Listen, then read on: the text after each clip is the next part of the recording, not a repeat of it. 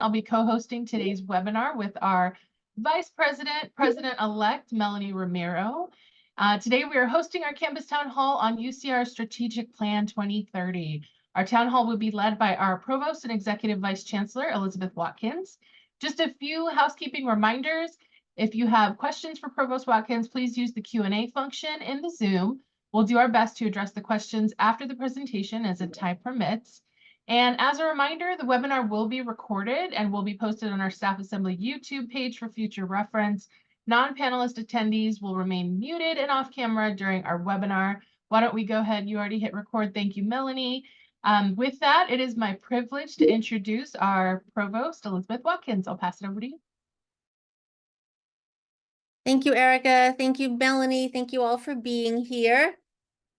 I'm not going to show any slides. I'm just going to talk for a few minutes, and then I'm happy to take as many questions as people have on the topic of today's town hall, which is our strategic plan, UCR 2030, our year one update. So what I'm going to do today is just present updates on selected initiatives. This is what I presented to the Academic Senate at the divisional meeting last month, and I wanted staff to have an opportunity to hear it as well. But I encourage you all to go to strategicplan.ucr.edu to view progress on all the initiatives and as well as the updates on unit strategic plans. Remember that this is year one of our 7-year plan. We have looked out to 2030. And so we won't necessarily see measurable progress on every initiative, but I think it's important to acknowledge that foundational work is being done to set the stage for improvement. So I'm going to talk about some of that today. I also want to remind you that this is a dynamic plan. We intentionally decided not to write a long narrative that would be published on fancy paper with lots of beautiful pictures and then go sit on everybody's shelves. But we intended it to be a website that was dynamic, that can reflect change. And so, in fact, some action items have been deferred to upcoming years. Units can't be doing everything all at once. I also want to remind you that there's flexibility built into change the plan if we want to add to it, which we did this year. We added a new initiative to increase the diversity of our faculty, and you can see that on the website under goal number 2. So with that, let me sort of go through goal by goal, and I'm going to start with goal number 1, and this is for the campus strategic plan. The first goal was to build financial stability, resiliency, and sustainability. And I wish I had better news here, but I don't. We did not do particularly well with non-resident undergraduate admissions, although domestic non-resident first-year SIRS, remember SIR is a statement of intent to register. Our non-resident first-year SIRS did increase by 16%. So we had 134 in 2023, 155 in 2024. This is for our domestic population. The international SIRS actually decreased by 22%. We had 416 in 2023 and 323 this year, which gives an overall decline of 21%, which means we have a total of 478 incoming students versus 550 last year. So it's extra important for us to do all we can to reduce MELT over the summer. MELT is, of course, the difference between the students who sign up to come in April and May and then actually don't show up in September. And in fact, last year, remember I said we had 416 students who said they were going to come. Only 244 international students actually showed up in the fall. So the team over in International Affairs is working closely with the schools and colleges to ensure that those who say they want to come are actually encouraged to do so and actually do show up in the fall.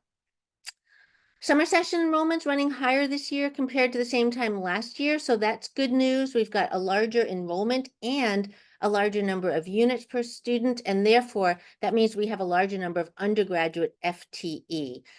And that's important because our state funding is allocated to us by UCOP on the basis of our FTE or full-time equivalent production. So in a normal year, this trend would be considered good news because of this direct correlation between state funding and the number of our undergraduate full-time equivalents. A full-time equivalent undergraduate student is someone who takes 45 credits per year.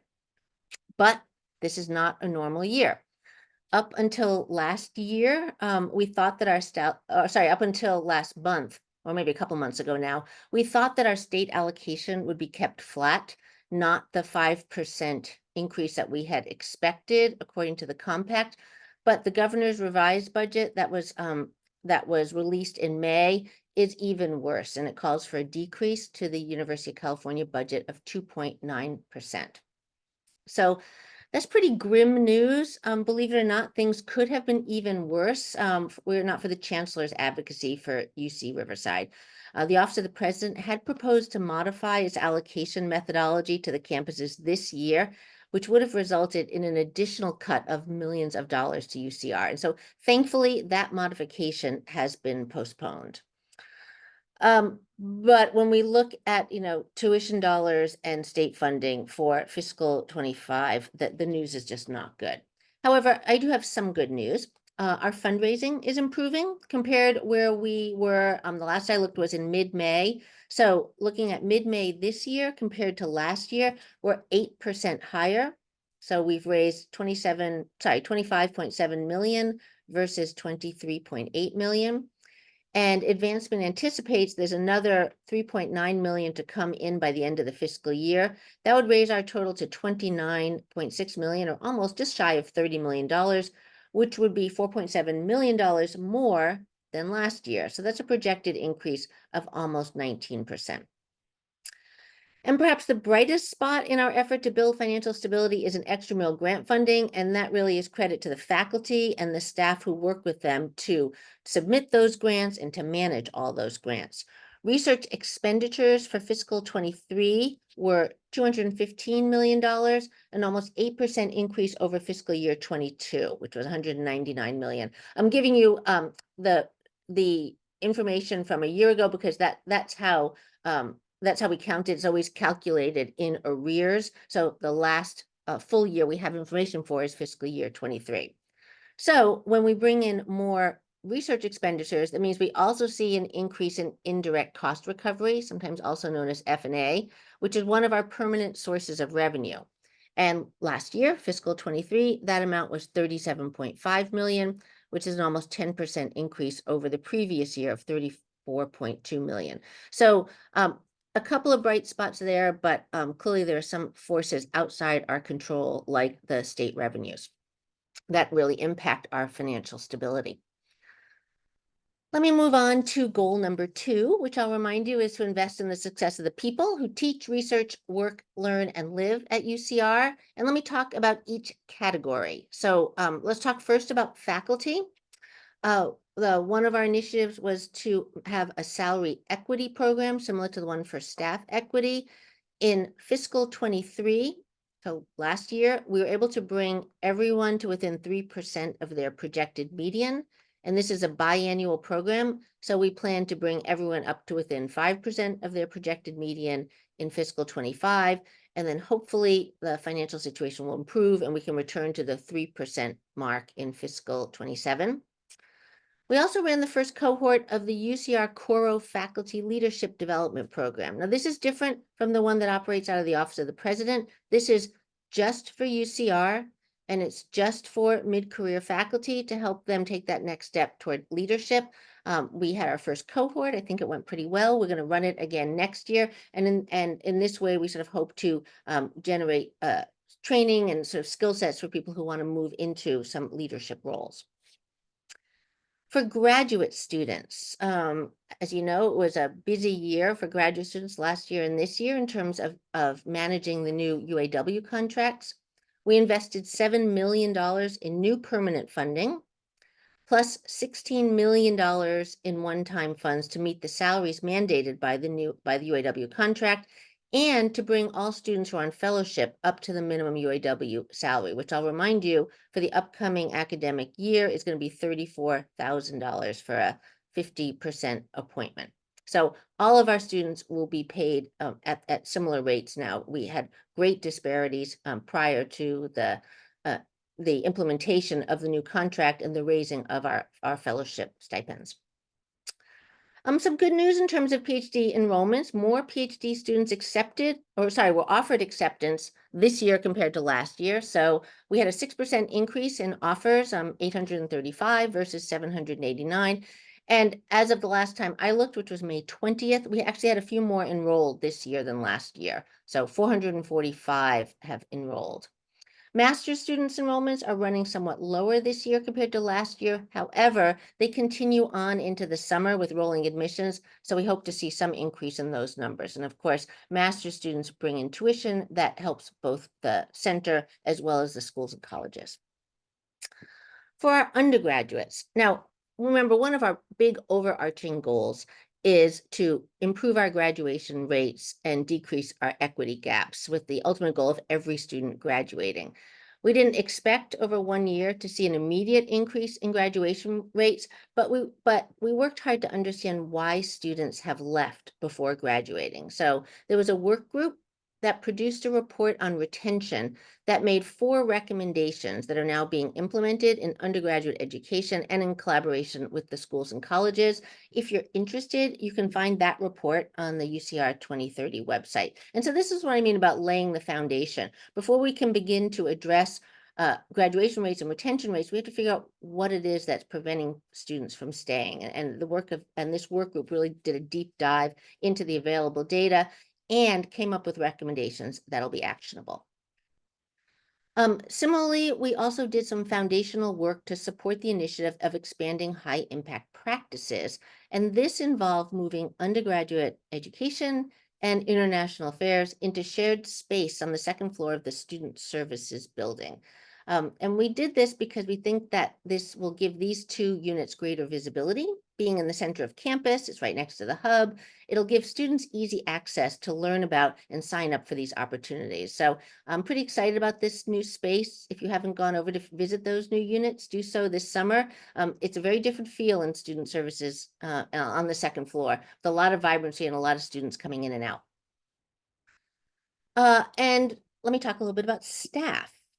In fiscal 24, we invested $2.25 million in central HR. And I don't have more good news here, quite honestly. I really wish we were able to do more to hire staff in other units, but the ability to fulfill this initiative is, of course, directly dependent on success in strategic goal number 1, which is the financial stability and sustainability. That said, there has been progress in some of the units. In BCOE, for example, the proportion of staff was increased by 20%, or the number of staff increased by 20% this year over last year. So there's some robust hiring in certain units. And the deans know that this is high on their priority for their units and their unit strategic plans. And then as soon as we can sort of get back onto a robust budget schedule where we at least have some revenues coming in and we're not having to divert so much of our permanent funding to supporting our teaching assistants, we really hope to be doing some more targeted hiring for staff as well, as we did last year with Central HR, as we did a couple of years ago with Information Technology Solutions. Last in this category of goal 2, let me talk about enhancing campus space. And here I have, there's been a lot of activity here. The new undergraduate teaching and learning facility will break ground this summer. This is a new classroom and lab building that will provide badly needed seats for our undergraduate teaching. It's going to be on lot 19. So if you park there now, I'm very sorry, you will not park there in the future. The new School of Business building will open in September. I don't know if you've gone by there on Campus Drive, but it really looks like it's almost done. And the nice thing about this is there will be new classroom space for all of campus to use. Additionally, we're also scheduling undergraduate classes in the new School of Medicine Education building. So those 2 new buildings have not only provided new space for faculty and staff in those 2 professional schools, but it's also kind of given us sort of an escape valve for more seats for undergraduates from across campus. 7 of our science teaching labs are in the process of being renovated to be ready for fall 2024. These are lab spaces in entomology museum, Chapman entomology, physics, and 4 on the 3rd floor of Pierce. There's actually an 8th one, which will probably take longer, won't be ready for the fall because the renovations are more extensive, but this is in Humanities 411, for those of you who know that space. The Bachelor Hall renovation was finally completed, so that's good news. There were a number of buildings that had roofs and elevators replaced. And then finally, if you've walked up Canyon Crest, you'll see that North District 2 housing project is well underway. And now let me turn to goal number 3, which was to expand the visibility and the scope of influence of UCR locally, nationally, and globally. And I'm delighted to report that we had great success here. We really we achieved a lot of goals that I wasn't sure we were going to achieve by 2030, let alone getting them done by 2024. And there are 4 of them I want to talk about. The first, you may have heard that we achieved membership in the AAU, the Association of American Universities. This is the group of 69 the most prestigious research universities in the United States, and there are also 2 in Canada. And this is obviously something that the campus had been working towards since the previous strategic goal had been released in 2010. So really congratulations to the campus on that achievement. But there were 2 more. We also achieved the Carnegie classification in community engagement. We are one of just 368 institutions that have received the designation among the 4,000 institutions that qualify. So Carnegie has a mandatory classification, which is pretty much based on research and scholarship. So you've heard me talk about us being an R1. That's a high research classification. Everyone gets automatically classified. But then there is this voluntary classification that you can apply for. And a big shout out to Beth Claflin-Thrush, who worked with Vice Chancellor Brian Haynes and a big working group and a writing group to put together this really extensive application. And we achieved it. So very exciting. And this really gives us a roadmap now for greater community engagement in research, in teaching, and of course in our public service mission. So I'm pretty excited about that. I'm also excited to report that we achieved the APLU, which is the Association of Public and Land Grant Universities, classification in innovation and economic prosperity. And we are only one of only 80 IEP universities. Here too, Beth Claflin-Thrush was the lead out of mine in the Chancellor's office, working with Vice Chancellor Rodolfo Torres and a whole other group of a working group and a writing group, also putting together a really complicated and comprehensive application. So this too, I think, speaks to a lot of the great work that we're doing, again, out in the community to try to serve as an economic engine for the Inland Empire.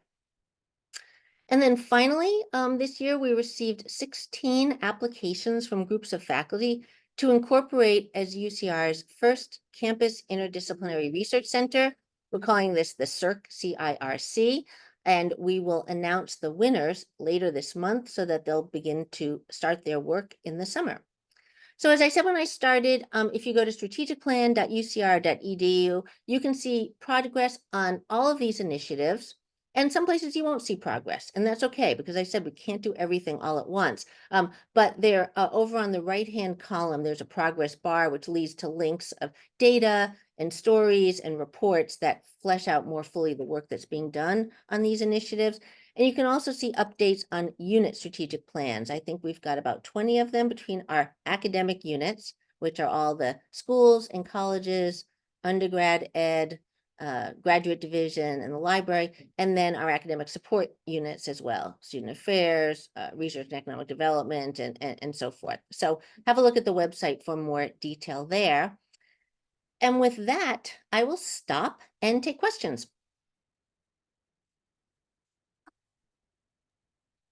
Okay, and thank you so much, Provost Watkins, for that update. And again, just a reminder, all of that information is on strategicplan.ucr.edu. So I'll pass it over to Melanie. We can start our questions. The first question we have from Louise is, can you share how much money does summer session FTE bring to the campus? Oh, excellent question. No, I do not know that number, but we can certainly find it out for you. Summer session is shared between the center and the departments. This is an incentive program for departments to offer courses because a proportion of the revenue goes back to them as discretionary funds to use for whatever they want. So also faculty and actually instructors, because a lot of the instructors are PhD students. And so the tuition comes in. Yes, students do get financial aid for summer sessions. The tuition comes in, and then the instructors are paid off the top, and then the revenue is divided between the center, some of which goes back to undergrad ed to support the summer session team, and then the rest goes to the departments. So I don't know those numbers, but we could certainly find them out from our colleagues at Financial Planning and Analysis. Thank you for that, Provost Watkins. And just opening it up, it doesn't look like we have a ton of questions right now, but I just want to encourage all of our staff. It looks like we have close to 150 attendees on this webinar, which we're excited about. If you have any questions at all, please feel free to either put them in the Q&A or you can put them in the chat. And it looks like our awesome VC, Jerry Bumati, also put some comments in there about most of the funding for summer goes to the schools and colleges. A little is captured centrally, but not a large amount. So FP&A would have the full budget. One question, Liz, that I know I've been asked a couple times is not all staff understand how the colleges and orgs give feedback into the strategic plan or what that looks like. Would you mind to give them just kind of an overview of how that happens throughout the year? I would be happy to do that. And let me also say, I know I talk really fast, and I know I gave a lot of numbers. So if you'd like, I have notes that I'm working from. Erica and Melanie, I can give those to you, and you can feel free to put those up on the Staff Assembly website if you want, because I imagine that if people were trying to take notes, it was awfully frustrating. So I can give out all this information. So it's just like a slide deck. It's just not as exciting because it's just a narrative, but I'm happy to share those. So how does the strategic plan work? It's meant to roll up. So the campus strategic plan has each of the initiatives has a lead coordinator who is either a vice chancellor or a vice provost.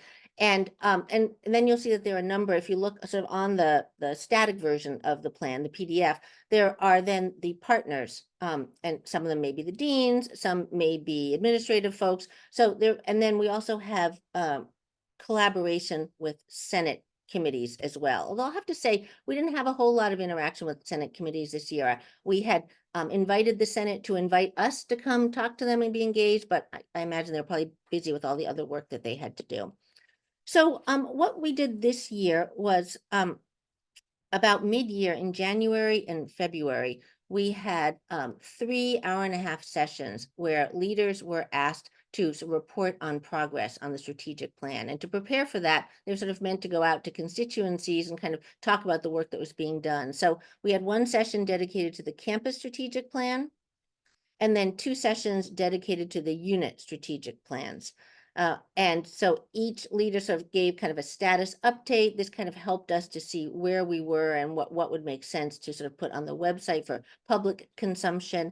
But the idea is that there should be a lot of back and forth between the leader and the constituents. And so we really do hope that people are paying attention and kind of offering their suggestions, their advice kind of up to the coordinator in charge.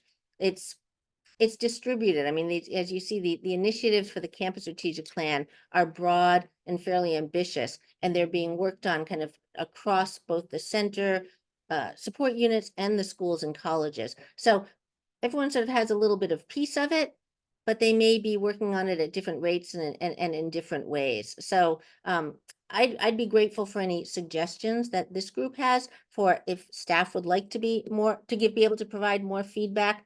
I think we had a strategic plan email address when we were putting it together, and I can check as to whether that is still operational. Did that answer the question? Yes, that was very helpful. Thank you, Liz.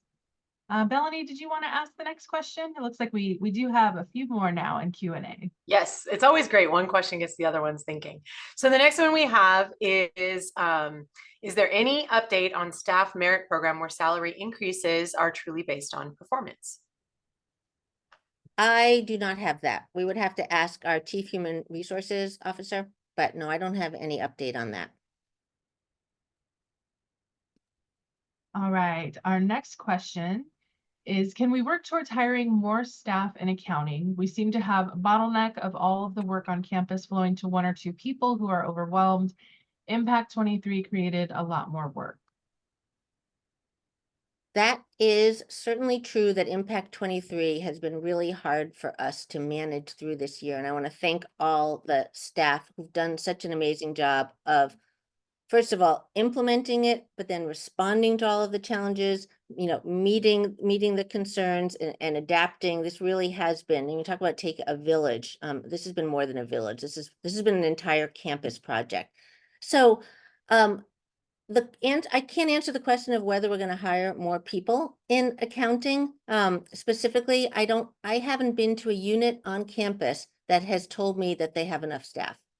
Nobody has said, yeah, we're good. We don't need to hire anymore. So this is across campus. And what I've asked the leaders to do, though, is to really think intentionally about areas where adding more staff will really sort of expand people's bandwidth.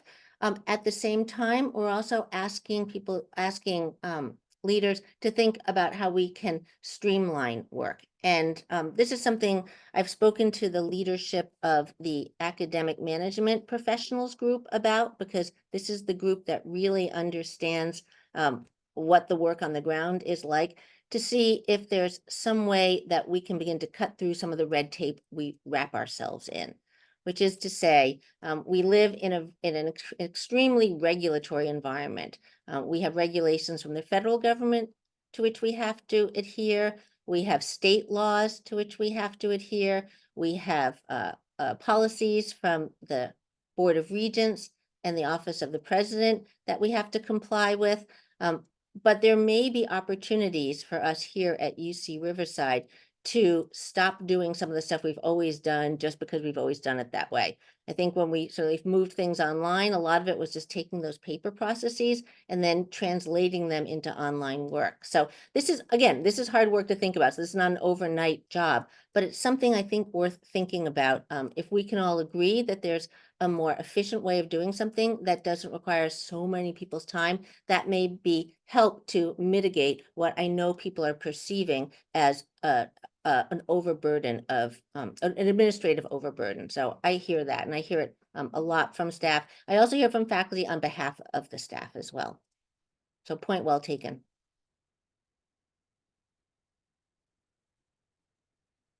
All right, our next question. Given the state budget challenges, will there still be a cost of living increase as originally planned for staff this year? Yes. Period. It was just announced, the Office of the President announced it this week. So represented staff will, of course, get the increases as per their union contracts. Non-represented staff will receive a 4.2% increase. That is amazing news. I bet everyone who is logged on is super happy to hear that. So thank you, Liz. Melanie. Yes. So the next question is from Todd Ross. He's asking, what can be done right now to try and hit the enrollment goals for undergraduate students for fall 2024? That's a great question. And I think what we're really hoping to do is to reduce melt. So the colleges and schools did a fantastic job this year in terms of yield activities. I don't know if any of you, probably many of you, were on campus for the 2 Highlander days, but they were such popular and joyous events with great engagement, obviously led by our colleagues in enrollment services, but with partnership across the campus from all of the different departments and support units. And there was just a great energy to explain to students why they would want to choose UCR. So for those who have sent us their statement of intent to register, we would like them to make sure that they show up in September, that they don't choose to go to another institution, or even worse, choose not to go to college at all. So creative ways, and I think this is really going to be in collaboration with admissions and enrollment services and with the departments themselves, to do continual outreach over the summer to keep students engaged, or new students engaged, so that they'll follow through on that commitment. So reduce melt is our mantra for the next few months. Okay. Looks like our next question is, how does the state budget impact the strategic plan? Well, it throws a giant monkey wrench into it because if we got more money, we could do more things. So it's kind of irritating, I have to share with you. But this is the state we live in. California is as long as white people have been living in California, it has been a boom and bust economy from the gold rush on. And we see that really clearly in the last 2 years. A couple of years ago, there was a $95 billion surplus. And now there is, I think it's a $38 billion deficit. I'll look at my finance colleagues who can correct that number. And it's really hard to predict because it's based on income tax revenues. Makes it very difficult for us to plan. So it has a huge impact. 40 some odd % of our core budget comes from the state. It's why I've been harping on other levers that we can press to increase our revenues. And those levers are non-resident enrollment, master's programs, increasing the indirect costs that come from our extramural grants, which are particularly from federal agencies, which have the highest percentage of indirect cost assessment. And then a longer game, but a really important one, is increasing fundraising and philanthropy.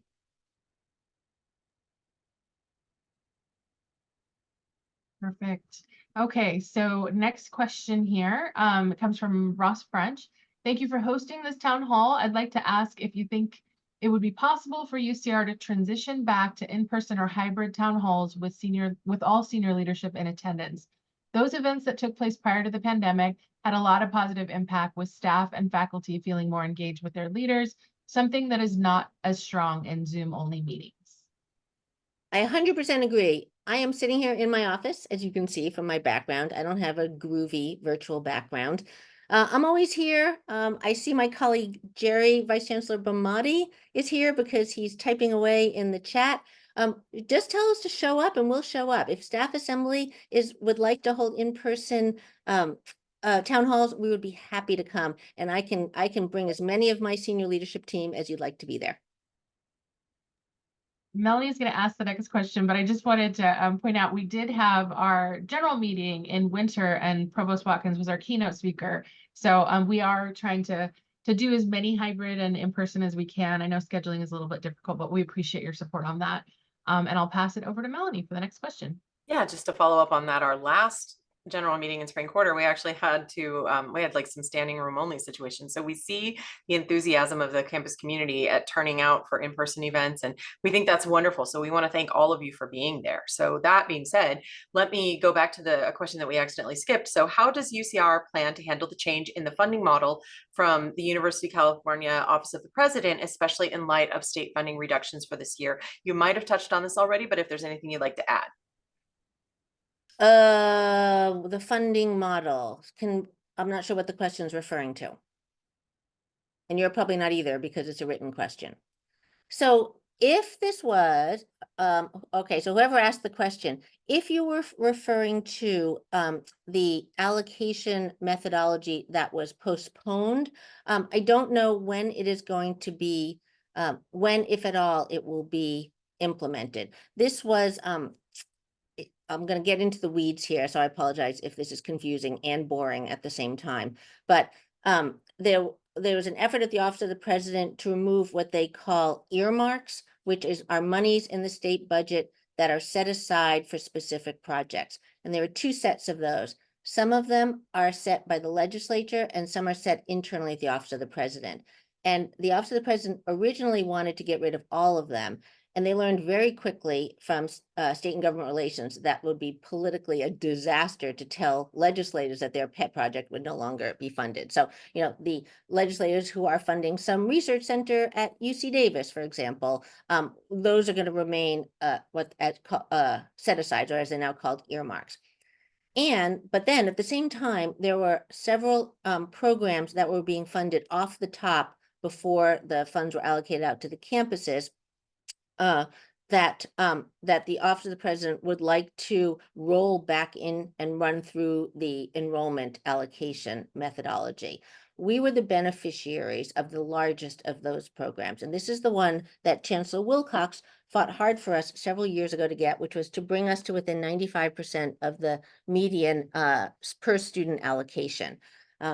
There's was a formula by which students were counted a certain way, and we were, over the years, we were getting less and less relative to other campuses, as were some other. So there were campuses that got less, obviously campuses that got more. And so we were getting some supplements effectively to bring us up to within 95% of the average. We got that for a few years, and they would like to pull that back and use it in other ways. So there haven't been conversations about what those other ways may be. You can be certain that the Chancellor and I will be at the head of the line suggesting ways that this might be equitably distributed. So the answer is we don't know what that's going to look like yet. And given the way the state budget looks this year and probably next year, my guess is that this is going to be put on hold for a little while. I hope that answers the question. Whoever asked it, if you want to write a follow-up, please do. I will share one comment with you that's kind of fun in the chat. It's actually come up a couple times.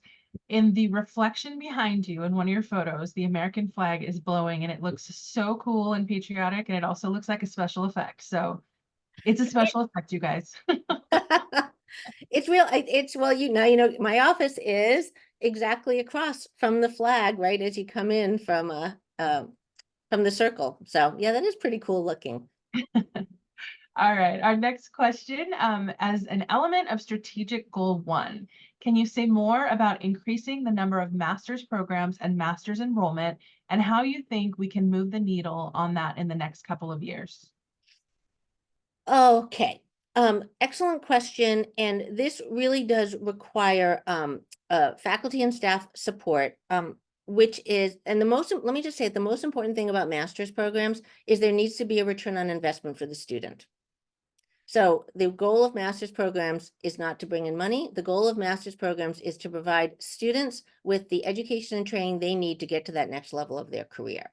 So in thinking about new master's programs, we need to figure out what the market is, whether there is a market for it, and will students really see a benefit? So the deans all know that I have offered to pay out of my office for any market study to do that analysis, so that we don't sort of just like make up some program that no student, that won't be beneficial to students, or worse, that students wouldn't want to enroll in.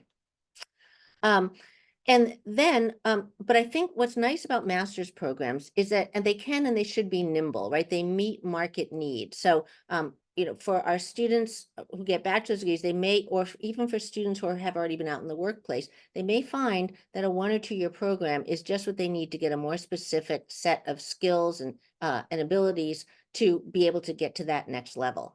So it really depends on the field itself. And I think this is why faculty sort of, you know, in collaboration, maybe with some, you know, consultation with industry, it can figure out sort of what those programs might be, the new programs might be. And then what we hope to do is the deans knows, and the deans are willing to stand up support for those programs to see how they can fit in with the existing curriculum. Then we bring, and this is again an opportunity for online programs. The School of Engineering has been very successful with its MS Online. It was brilliantly designed to be able to add tracks to the curriculum as the field, which of course in engineering and computer science changes so rapidly, they're able to adapt to that. And so there's an opportunity for us, probably, certainly in business, certainly in some of the STEM fields, perhaps in some of the performance arts. The School of Education has, I think, 2 or 3 in process. So these master's programs, students would pay state tuition, as do our undergraduate students. And we have a revenue share model where a lot of that money, again, goes back to the department for their own use. So that's why, so some to the center, but a lot to the departments for their discretionary use. And so we're hoping that if you compare UCR to other UCs, we're way behind in the number of programs and the enrollment in those programs. So there's a real opportunity for us. Fantastic. The next question says, I know that seals and designations by organizations like APLU and Carnegie help advance our strategic plan forward, but what does that mean for UCR, whether on campus or on the state national level? Well, it certainly means visibility, and we're always looking for visibility because with visibility comes opportunity. When we're on the national radar, that means that people pay attention to us. They invite us to participate in whether it's in convenings, in the last year, the chancellor was with the I think it was the Secretary of Education, and the only other college president there was a college president of Princeton University. So it's visibility and access of early information to potential grant opportunities, to being on on sort of blue ribbon committees. This all raises our profile, which then we hope attracts attention from foundations, from corporations, from individuals who may be looking at a really high functioning, high producing, minority serving institution. The second thing that these designations do is it keeps us on our toes. It allows, and I think it allows us not to get lax. We talk a lot about public service, but the community engagement classification will keep our feet to the fire and make sure that we keep improving and expanding the programs that we have. And same thing, I think, for innovation and economic prosperity. It provided us with a blueprint or a roadmap, if you will, for the next several years to continue to do good. And that's really important, I think, as part of our mission as a public institution. Okay, our next question. In goal 2, enhanced campus space is listed for expanding teaching facilities, renovating teaching facilities, and developing additional student housing. As the campus grows and new faculty and staff are hired, will there be an expansion to make room for new academic departments, new faculty, and new staff office spaces? I hope so. But it's not on the strategic plan per se. And again, not everything that we do, I should mention this, not everything we do is on the strategic plan, which is to say we do more than just on the strategic plan. We are not just solely bound to those initiatives.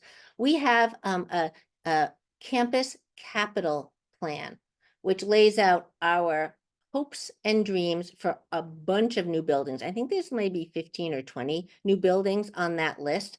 But of course, it takes capital to invest to build those buildings. And so we look for that in two places. One of them is the state. Please refer to my earlier comments. It doesn't look like there's a lot of money forthcoming from the state, at least in the next year or two. But we continue to sort of have our list active so that when one-time capital funds become available, we will be ready with an opportunity to invest in.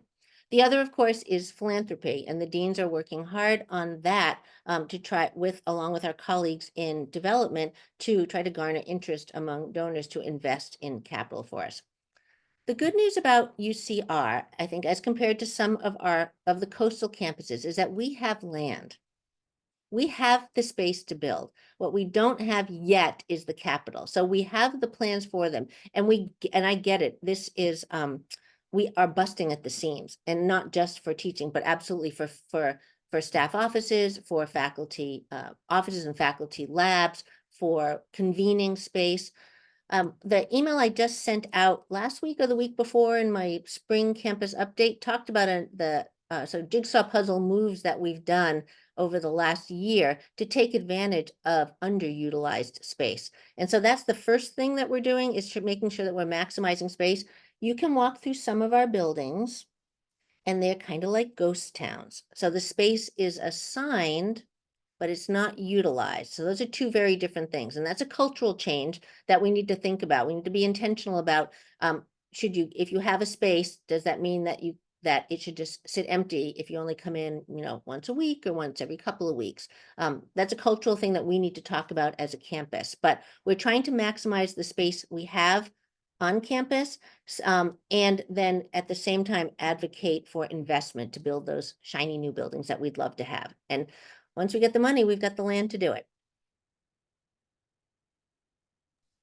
Fantastic. The next question is, what is campus leadership doing to help minimize the impact of budget shortfalls this coming fiscal year to staff? Well, the first thing that we're doing is making sure that we have the funding available to pay for the 4.2% salary and benefit increase. And so we are working hard to manage the budgets, the central budgets, as well as the unit budgets, so that we are able to meet those obligations. We do not anticipate any kind of hiring freeze. Org heads are still going ahead with their hiring plans, but remember, those happen at the organization level. So that's where we are. The staff who are here first, and then hopefully, and making sure that, and ensuring that we're meeting our obligations, and then hiring where possible. But it will require a certain amount of belt tightening, and we're looking under the couch cushions to see what loose change we can find. We hope you find a lot, but you know, reality too. So next question. It looks like we have, just for a time check, we have about 10 minutes left. It looks like we have 7 questions left, so we'll try to get through those. And here's our question. I recently attended a high school graduation where students were part of a middle college program that allows students to work towards college credit while in high school. Is this something that UCR would partner with the community on? Excellent question. Probably, and this is something that we would need to talk to our colleagues in enrollment services about. We certainly have give credit for community college courses. I don't know if that's what this question is referring to, but we have done some extra outreach to our local communities in parallel with our efforts to try to recruit more non-resident students. Is much more intentional outreach and recruitment to local communities in and around Riverside and San Bernardino counties to encourage more college going in general from those communities, but also specifically to UCR.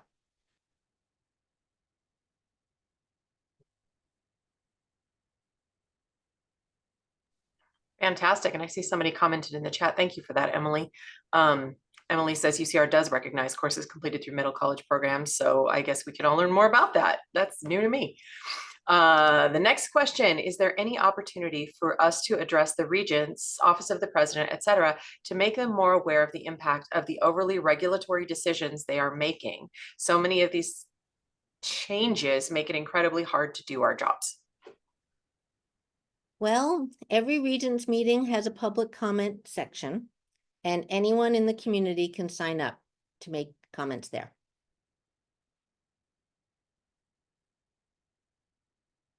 Yes, and Erica and I and the staff assembly team can share information on our social media and our newsletters when those public comment sessions are available. So thank you for sharing about that, Provost Watkins. And also, just as a side note, the Council of UC Staff Assemblies, which they also have their own website, they have that information available, and they're also advocates of staff that speak out and ask lots of great questions of the Regents. Okay, so next question. During a past town hall meeting when we were in the midst of COVID, it was mentioned that hybrid schedules are here to stay. Has anything changed with this model? It has proved to be very helpful to cut fuel costs, especially for those that live an hour or more away from campus. And since California has one of the highest fuel prices nationwide, the opportunity to work remotely has been extremely beneficial to many and allows for a great work-life balance, making happier employees. Nope, nothing has changed. Yes, if you were at the staff assembly where I spoke, I made it very clear, hybrid work is here to stay. And I know it's been bumpy for some units. It's been really smooth for other units. We're not going to have a university-wide policy because that just doesn't make sense. So this is really an opportunity for staff and faculty to work together to make sure that they are meeting the needs of individuals, and referencing obviously the cost of commuting. That's really important, but also making sure that one person's hybrid schedule is not negatively impacting the person who is coming in all the time. That workload is equally shared, and that the unit is serving whoever their client base is, whether it's students or faculty or other staff. Those are all important considerations for each unit. And my recommendation is for every unit, probably about this time of year, to kind of reset and say, how did the last year go? We make telecommute arrangements for a year at a time. So this is a great time to be looking back and saying, how's it going? And for people to be really candid with one another, and make any adjustments if they need to be adjusted. Much appreciated. And I know those of us who have hybrid or remote work schedules deeply appreciate that, just for our work-life balance. The next question we have is, when you look at academic departments throughout the campus within all the different colleges at UCR, the staffing is not the same. For instance, in one college, most department admin staff consist of FAO, FOM, financial supervisor, financial analyst, C&G analyst, and an admin assistant. In other colleges, they only have an FAO and an admin assistant having to manage the workload of their departments. Is this something that the university is looking at to try to properly staff all departments, staffing inconsistencies? This is at the level of the deans.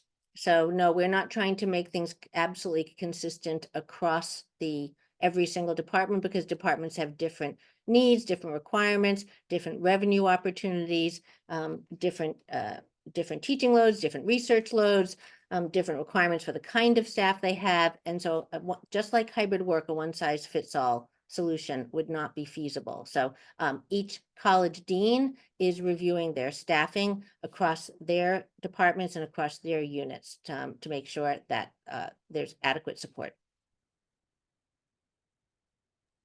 Thank you, Liz. Our next question: with the creation of a new research center and dismal staff levels across campus, how will staff support be provided/funded to the center? My concern stems from seeing a trend in creating and implementing new research and academic programs without a consideration of the staffing needed to support these initiatives.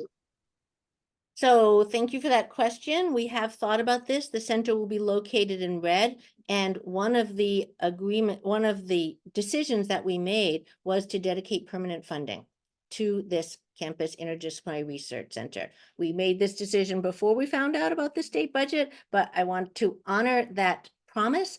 This is something I heard over and over again from faculty when we were working on the strategic plan across all the schools and colleges. I heard calls for an opportunity for greater interdisciplinary and multidisciplinary and transdisciplinary research and university support of that. So after many, many consultations with faculty, with the Senate, with leadership, we figured out this model that will be able to provide the support for the unit, for the new interdisciplinary research center located within Red. They'll have dedicated staff support, as well as the use of some of Red staff. And all of the applicants knew that one part of the remit was to bring in extramural grant funding, which comes with indirect costs, which then can be able to pay for that infrastructure. So it's a really good question. That's why we're only starting one at a time, and we'll see how it goes. And this is a 5-year project, which I really hope is going to be wildly successful, that we will renew for another 5 years and then be able to start a new one, a second one in better times. Fantastic. So thank you. Keeping an eye on the time, we have 4 more questions, including one in the chat. So let's close it out with questions for the day and just try and see if we can get through these. The next one is, I agree about underutilized spaces. Can campus make better use of existing spaces by increasing 100% remote options so you can see what space is truly available? Again, this is a decision for units. Some units have gone 100% remote. I'm really curious to know how those are working out. I think that the pendulum has kind of swung back and forth for people. I've heard from some staff who did work 100% remote that they got kind of lonely and disconnected, and then chose to come back a few days a week. So I'm hesitant to sort of say, everybody move off campus and then we're going to give your space away, because I do want to have that flexibility for people to adjust as we kind of make our way through the next few years. It's not sort of a permanent decision. I fear that if we did that, we may regret it as we move forward. Okay, next question. Could you please clarify the equity program for fiscal year 25? It appears on the website this is for faculty, not staff. Every year, the Vice Provost of Academic Personnel and his colleagues in the Academic Personnel Office do an analysis of every faculty member's salary based on their rank, step, and discipline, and compare their existing salary to what is a projected mean. it's really great that we have a statistician as our VPAP, I will say, because he can do these statistical analyses. So we do this, and then we strive to get those who are below the median up to the median by providing them with some additional perm funding. So when we did this, the very first, it hadn't been done in many, many, many years. We spent, I think it was $1.3 million to get everyone up within 3% of the median. This year, because of the budget situation, we're going to get all those who are below 5% of their projected median up to 5%, with the intention that in fiscal year 27, we'll get back to the 3%, getting to the goal of getting to within 3% of the projected median, or maybe even 2%. And, hopefully this becomes, sort of the amounts that we have to keep investing each time we do this get smaller and smaller because we do it consistently, rather than letting inequities grow as happened in the past. I hope that cleared things up. I think so. I think that's great. I'm going to jump over to the question that's in the chat, and then I'll say the very last one in the Q&A for Erica.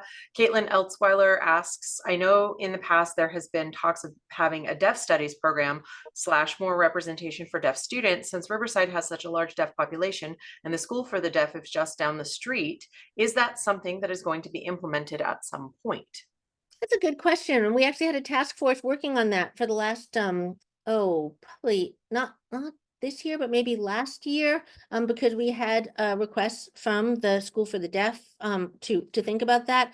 The short answer is no, and we're not going to produce a new curriculum, mainly because the curriculum, remember, curriculum is generated from the faculty. And so we would need to have faculty to teach the courses and staff to support them, and referencing 2 questions ago about starting new programs and not having adequate staff to support them. We didn't want to get ourselves into a situation where we were starting a program where we weren't actually sure that there was a real market for it. That said, these conversations led to really productive conversations with the Student Disability Resource Center and Laura Riley in terms of how can we be better serving our students who are hearing impaired, as well as our faculty and staff who have hearing impairments as well. So we kind of morphed into what can we do for our students here. We have had students in the past do our courses in American Sign Language. There was a club at one point, although membership in that club decreased, which is kind of an indication about whether there was sort of strong interest or not. But we kind of use that as a bellwether. If we see great interest in an art course, this may be something that we think about offering a course in. But as it is, we don't have the ability now to stand up a degree program. Thank you, Liz. I want to be sensitive to time because we're right at 3 o'clock. Do you have time for one more, or what does your schedule look like? Well, there's somebody who's waiting in my office who can probably wait a couple more minutes. Okay, I'll read it really quickly. I know that in U.S. News National College rankings, UC Merced is 60, UCR is 76, UC Santa Cruz is 82. What are your thoughts on U.S. News rankings generally, and specifically, how would you explain how and why Merced moved up and Santa Cruz moved down significantly in these rankings? Oh, we never care about rankings unless we're at the top of them, right? They don't mean anything. Yeah, this one stung. We definitely saw that. And I think, I don't know for sure. Let me say this. I think the algorithm changed dramatically. And I think that there was a higher priority given to number of Pell Grant students and graduates, and things like alumni giving and philanthropy. I think those decreased in relative value. When I look across the metrics, if you asked me to notice what was the one difference between Merced and us, it was faculty-student ratio. And as you all know, or may know, Merced is funded under a very different model from the rest of the other 8 undergraduate campuses. They call it outside the corridor, which means that they are not funded on enrollment, which means they get about twice as much state funding per student as we do to help them grow to full capacity. And we want them to grow and be successful, but that has allowed them to do significantly more faculty hiring. So I think that's something, it's actually the deans and I talked about this at our last Dean's Council about faculty hiring to improve those ratios. Again, not for U.S. News and World Report per se, but because it's the right thing to do for student experience, and it's the right thing to do for faculty workload. So those are our main drivers. And U.S. News and World Report rankings are fraught but we have to live with them. So I think this is the year we just tip our hats to our colleagues in Merced and say, well done, friends.